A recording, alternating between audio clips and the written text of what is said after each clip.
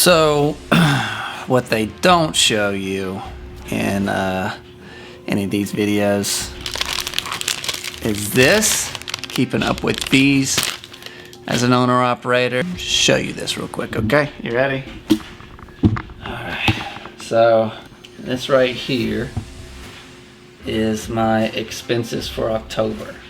Alright, so I keep track of all that, and then this over here is my fuel for November.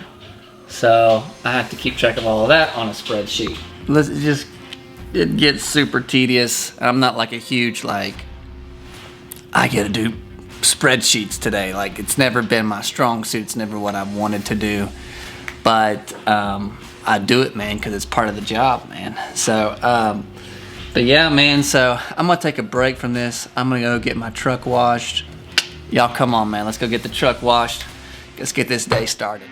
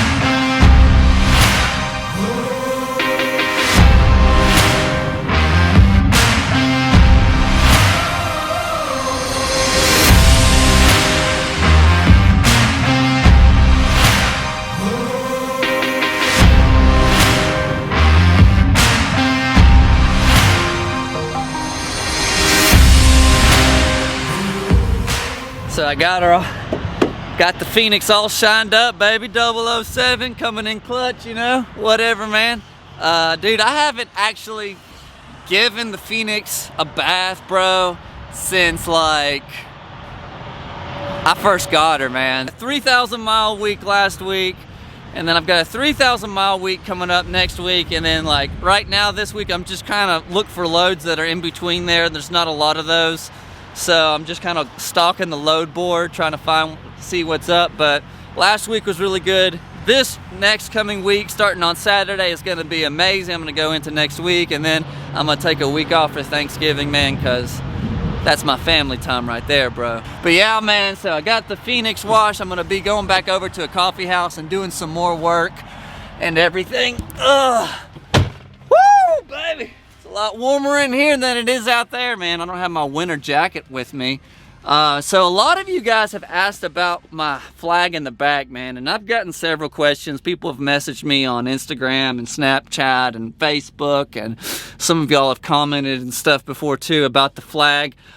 This is an Allegiant Flag Supply is where I got this from, and this is a company based out of America, and they hand make these, and so they stitch it together, and it's really well built. But how I hang it up, it's not a curtain. Some of y'all thought it was like, where do you get those curtains at, like the American flag curtains? This is not a curtain. How I hang my flag, I'm going to show y'all real quick. All right, so you see this right here. This is kind of like a keychain. If you can see it, let's get it in my way here. You can kind of see where that little keychain thing is. I hooked that on. This is the curtain right here, and then right here is the little keychain thing right here, and then that hooks into the hole. I spread this curtain out, and it keeps it taut to where it can be like as a backdrop, and that looks really cool. Also, this is my CB radio. I bought this CB radio near Iowa 80. There's a CB radio shop down the street from the Iowa 80. You can look it up on Google Maps and you'll find it, but that's where I bought it. This CB radio is peaked and tuned. It is actually like a really nice CB radio. I love it, dude. You can do different stuff. You can change the colors on it and do all that stuff, you know, so I'll leave it on blue. But yeah, so that's what I do. I got this all the way turned up on the brightness. This is a speaker that helps amplify the sound to where I can hear people talking and I can hear myself talk, because I love to hear myself talk. All right, so right here is what holds my cord. I kind of run my cord, my CB cord, all the way through here and kind of run it down. And then right here is my mic. This is an A-static microphone. As you can see, I just bought this from Amazon, and yeah, that's how I use it. I use my CB radio a lot in the winter times, man. If conditions are bad, if there's wrecks on the road, I run it in the background, man, because people still use them. They'll still yell at you and be like, hey man, there's a backup, there's a wreck, there's this, there's that. If there's traffic on the road, construction up ahead, I'll always ask what lane should I be in, and there's always somebody. If there's wreck on the road, they'll close 2 lanes down. What lane should I be in? You know, I'm gonna let y'all listen to see what it sounds like. All right. Good morning, all you truck drivers out there.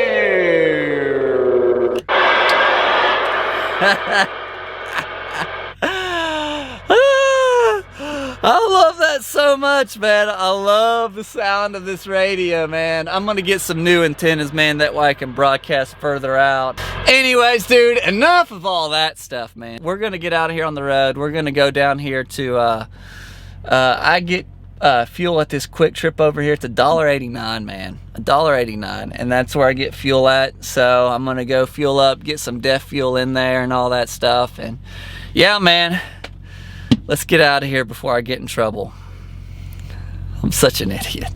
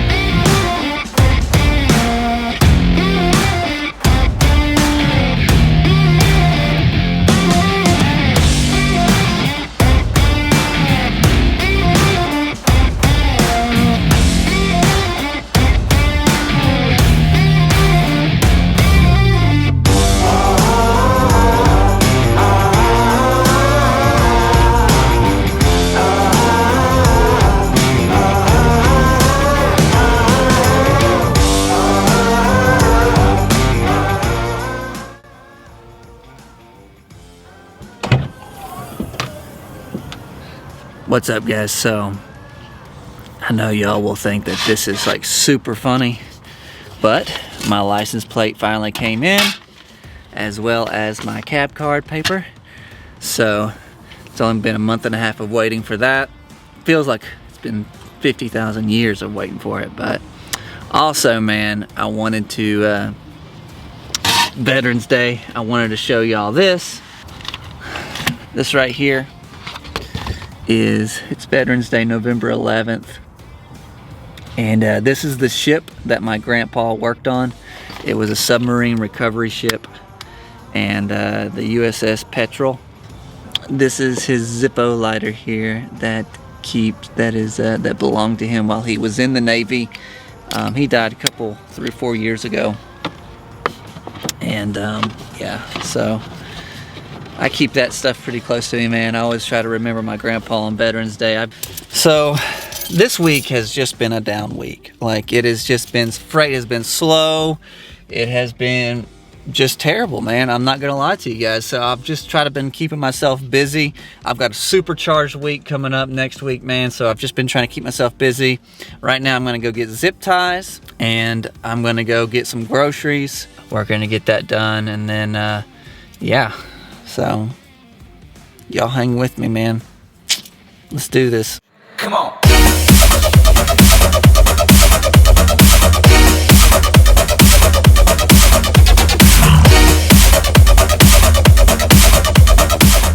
Hey, what's up, guys? got my license plate put on the front of the truck, got the groceries put into the back of the truck and all this. A lot of canned food. Put my mattress topper on top of here, man, because last time I went out for like an extended period of time, I did not have a mattress topper and my back was hurting like literally the whole time. So I put a mattress topper on here so I can get some sleep. That's really important that you get sleep while you're on the truck. But yeah, dude, I just want to tell you guys, my brother, in my personal life, man, my brother was diagnosed with cancer, bladder cancer. And some of y'all saw the Instagram post or on Snapchat or something, either or.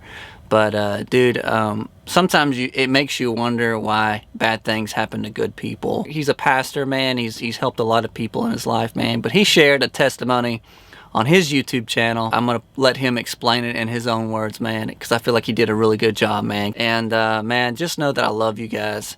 And man, I hope the best, man. I hope the best for you guys, man. I hope you just sense God in this video, man, as he shares his testimony like I did, because it hits home with me. You know what I'm saying? I've questioned and I've doubted before in my life, but I'm thankful for this video. So anyways, should have worn my sunglasses, bro, so y'all couldn't see me tearing up. But anyways, I'm gonna let my brother take it out of here, man. Watch this video, man. Let him minister to you, man.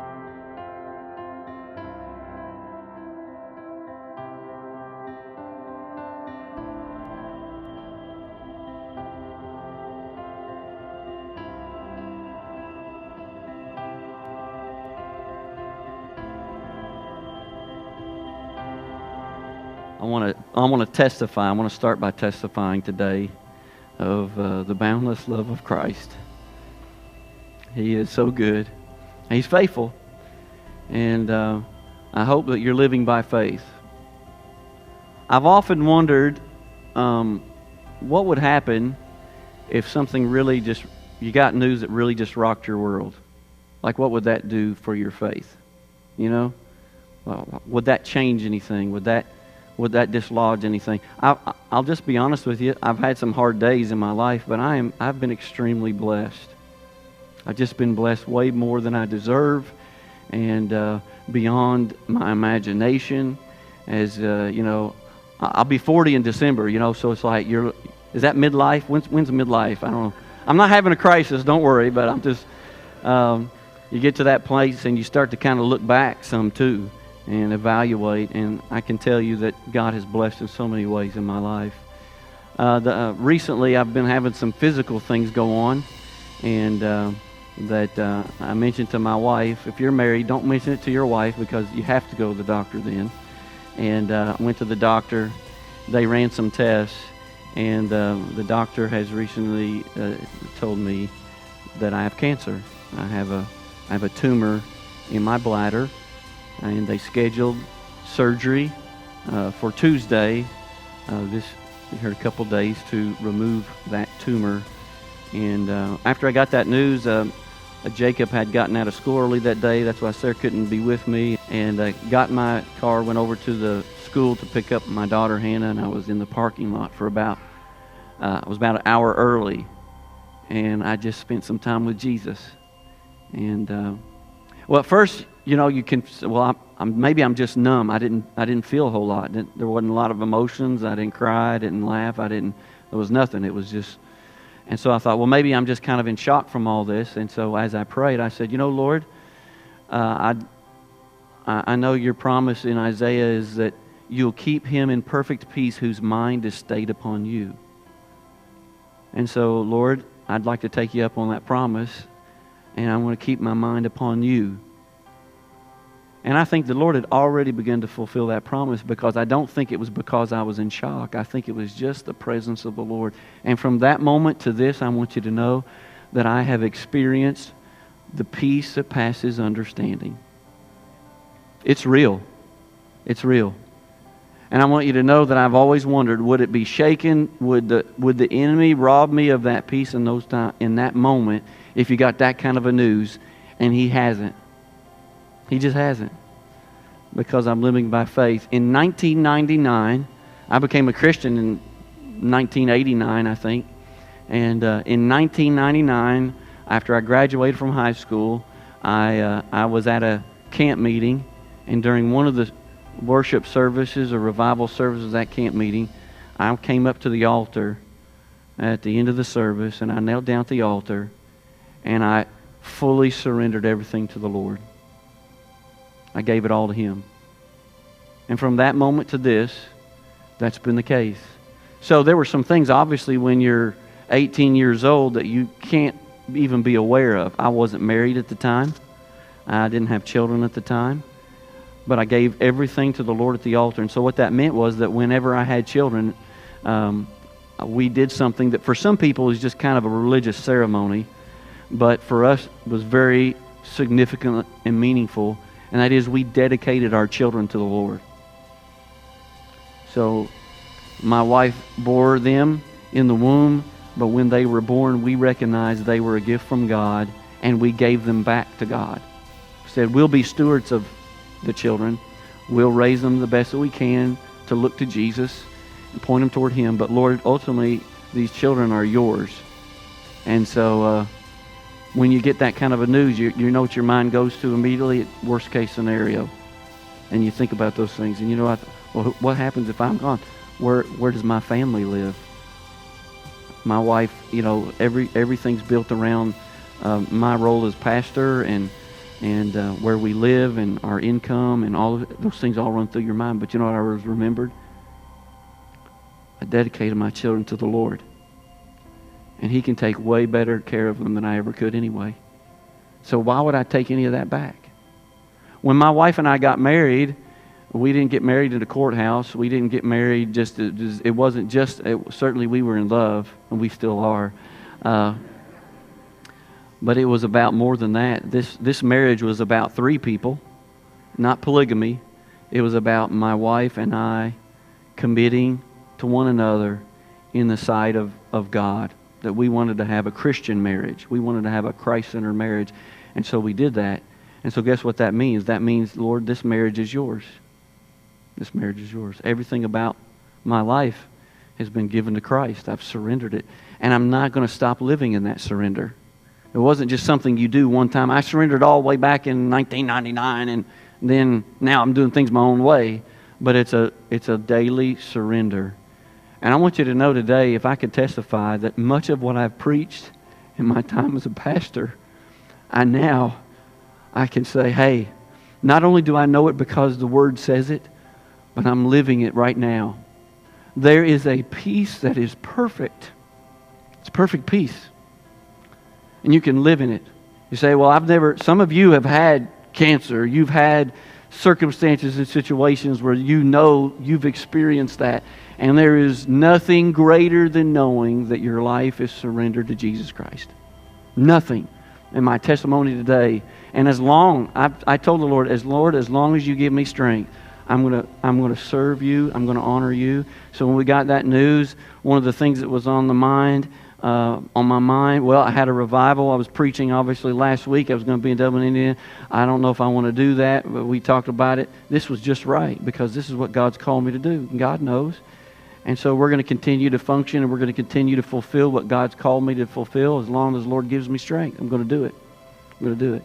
Now, I'm not trying to be, it's hard to talk about things like this because I'm trying not to be overly dramatic about anything. All right? I don't want to be dramatic about anything, except that I want you to know the most dramatic thing that ever happened to me was not the other day when I got this news, but the most dramatic thing that ever happened to me was when Jesus Christ became Lord of my life and when I surrendered all to Him. And I want you to know it's worth it. It's worth it. Living by faith is not just a song that we sing, it's a way of life for us as God's people. And so what I'd like to ask you to do this morning is I would just like to take a moment. I'm going to have Pastor Bill come, and we've got some oil up here, and I'm going to ask my family to come and stand with me and pray for them. When you're married, the two become one. That impacts everybody, and we're a family. We approach things together, and Christ is going to guide us through all these things, and we are thankful for each and every one of you and your love for us. And we just ask that you'd pray for us at this time. And so Pastor Bill's going to anoint us with oil, and if you feel comfortable and you would like to come up and lay hands on us, I would just invite you to do that. My family's going to come and stand here with me. and we'll do that this morning.